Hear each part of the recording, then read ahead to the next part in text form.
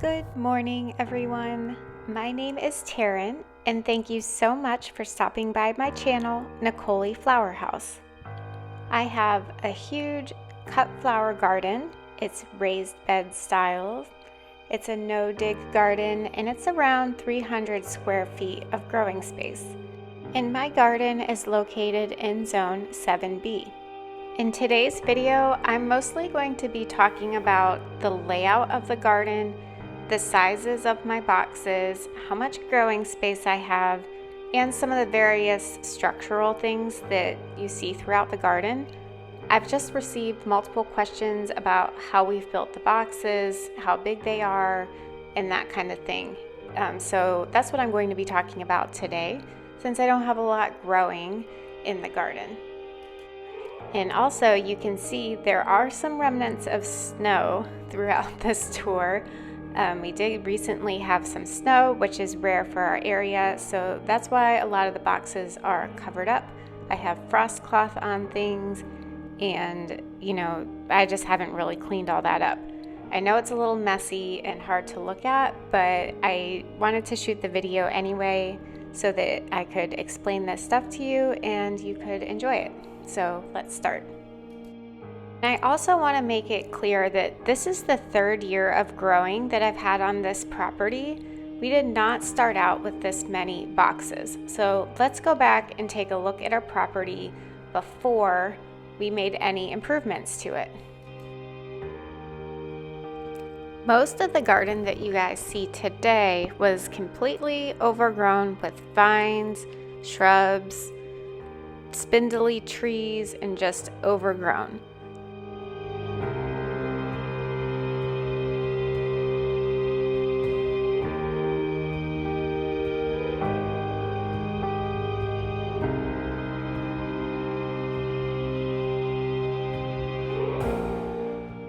So in that first year, we stuck garden boxes wherever we could fit them.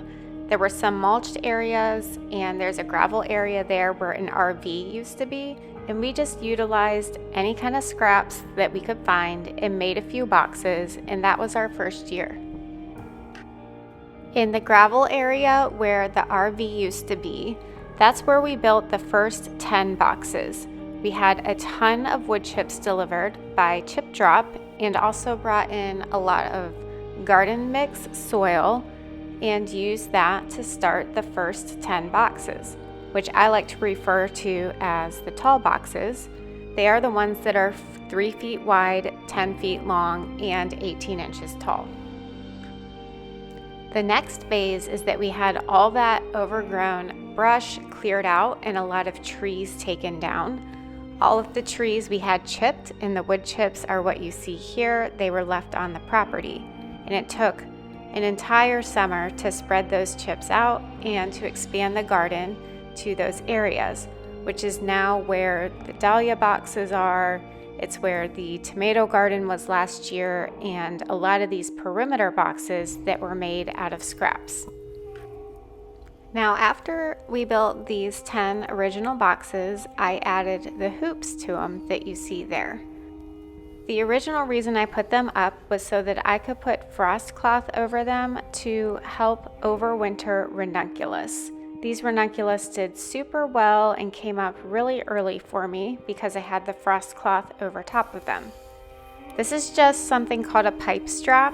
It's something you get at the hardware store, and it just is the way that I attach the PVC pipe to the garden boxes.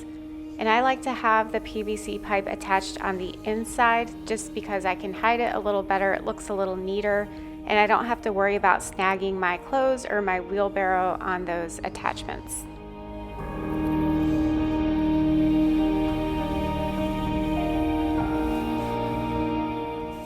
Another thing I'm going to be doing this year with the hoops is I'm going to attach wire mesh to them, like this green mesh right here. This will serve a couple of purposes.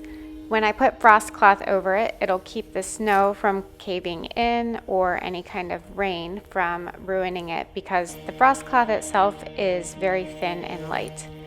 Another thing, it will help support tall flowers and keep them standing straight up and help me have straighter stems for cutting and for floral arranging, so that is good. I'll just be attaching these to each side and leaving space at the bottom so it's easier to harvest the flowers. And if you have the wire mesh in place when you plant the seedlings underneath it, the flowers will grow up through it no problem, and you don't have to worry about training them through.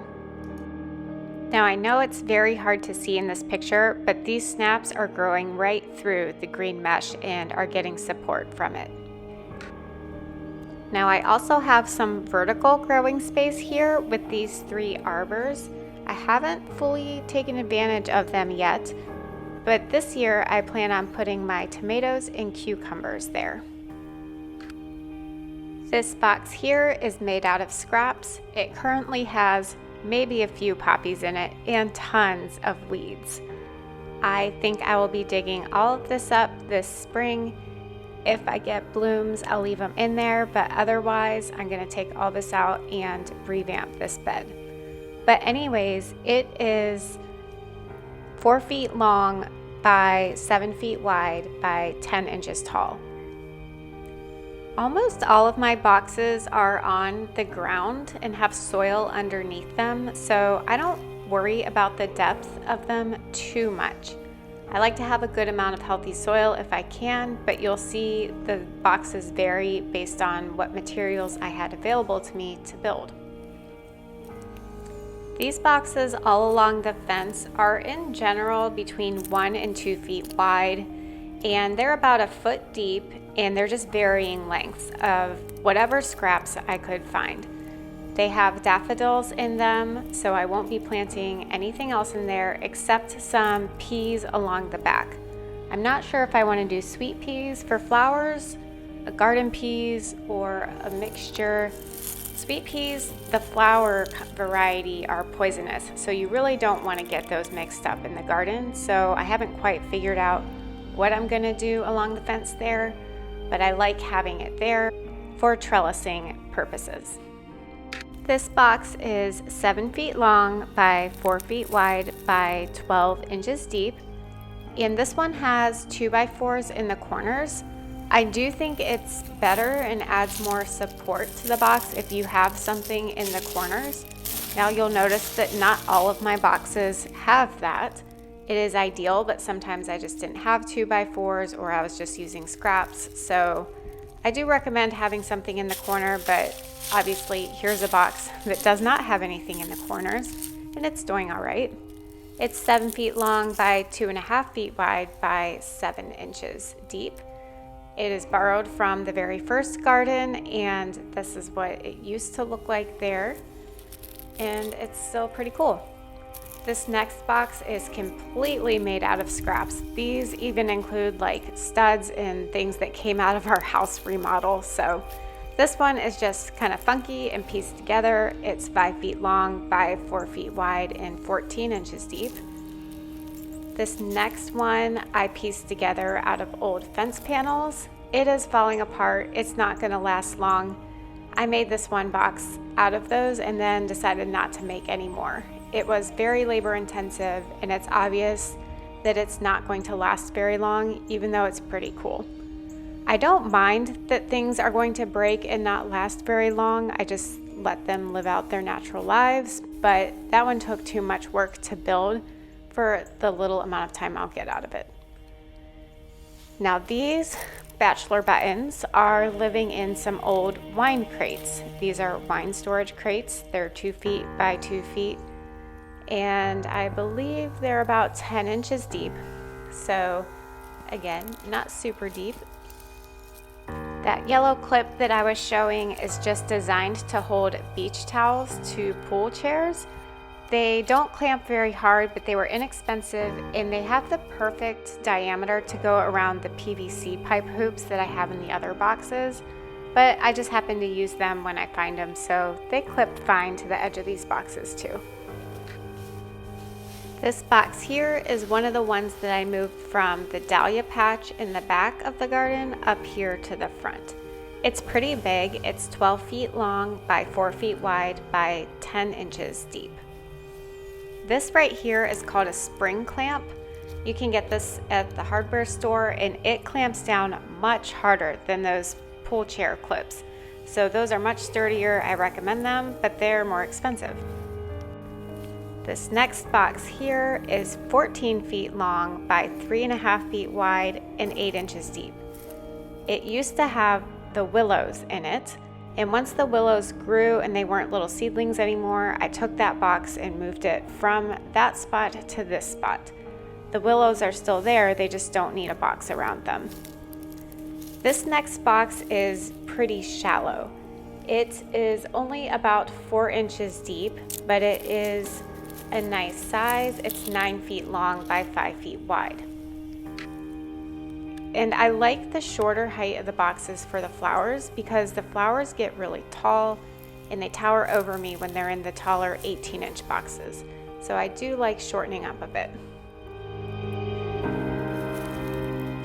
Here are the 6 dahlia boxes that I just built. This is from New Lumber. I just did it this fall and into the early winter. They are the same dimensions as the tall boxes, so 10 feet long by 3 feet wide, except they're half as tall, so they're only 9 inches tall. And again, they used to be the tomato patch here, and now it's these dahlia boxes. And I will be adding Hortanova flower netting to the T-posts here to support the dahlias. And I'll also be mulching these pathways pretty thickly. These boxes aren't perfect. They're a little off in places. They don't have the 2x4s in the corners for support, and there's also some gaps underneath because they're not level. So I just like to fill that in with mulch to help keep the soil in place, and they'll be just fine. This box right here is the exact same as the other dahlia boxes.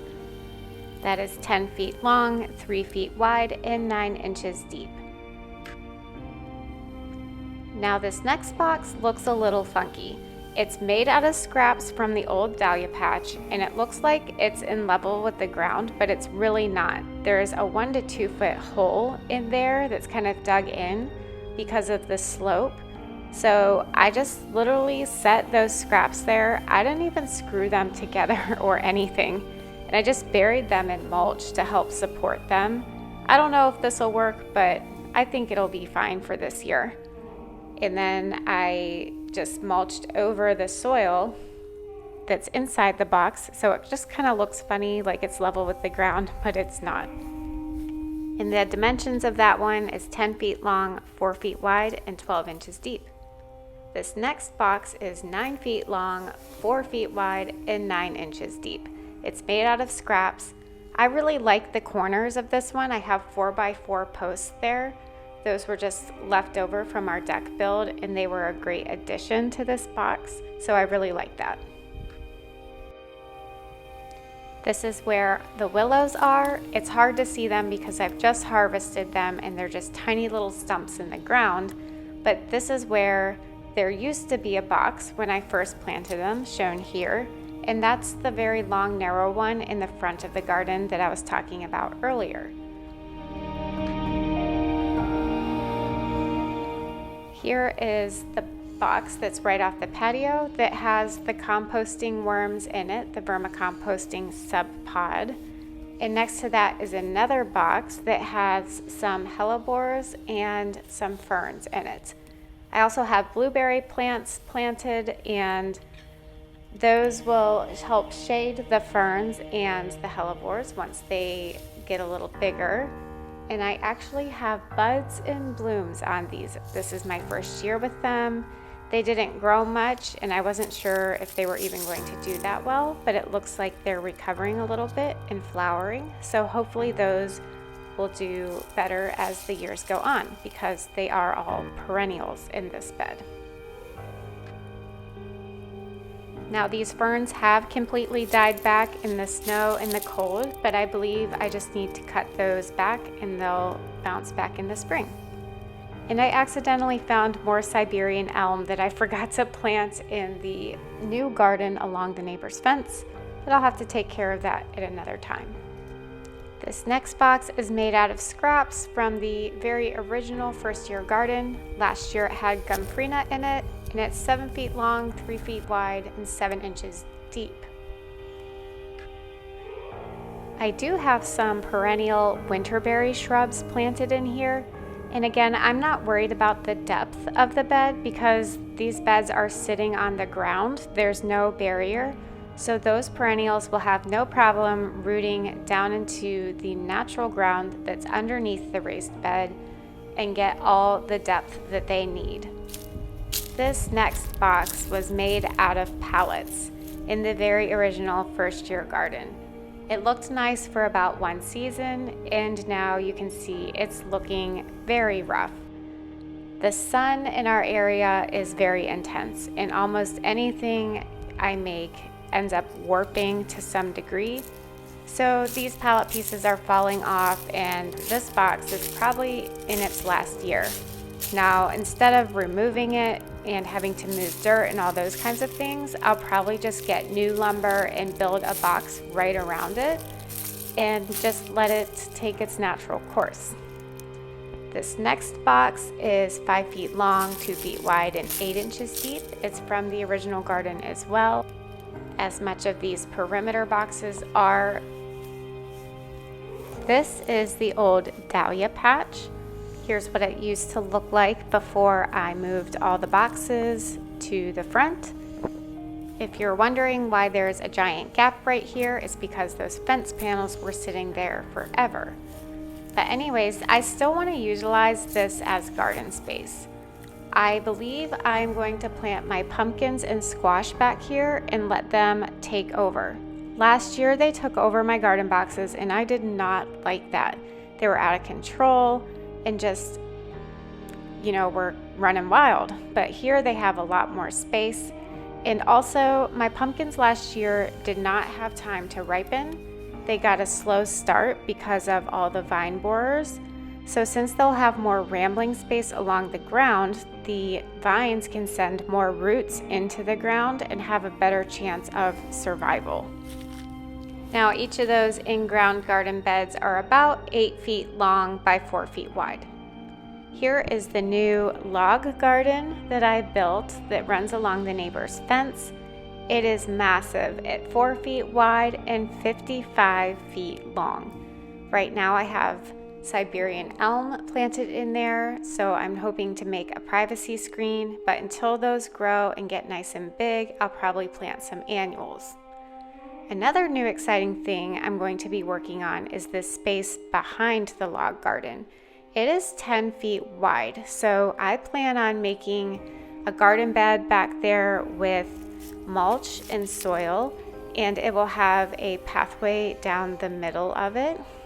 And I think I'm going to plant more ranunculus back there.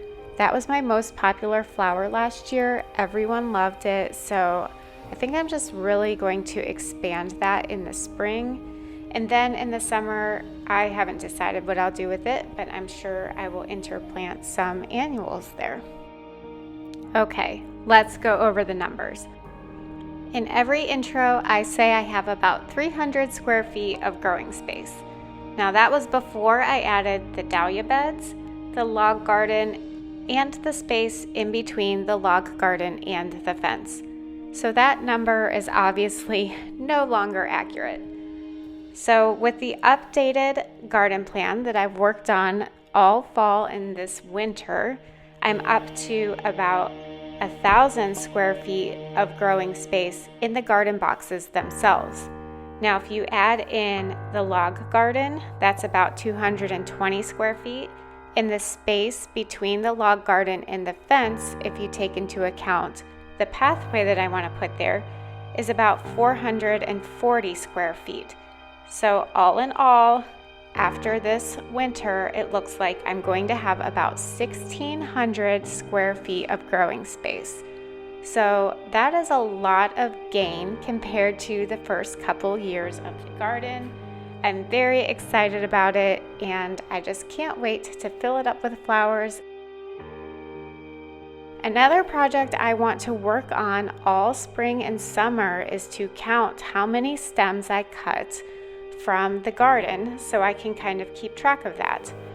I would love to know how many plants produce how many stems and at what time of year, so I can start working on an availability chart with what kind of flowers I have.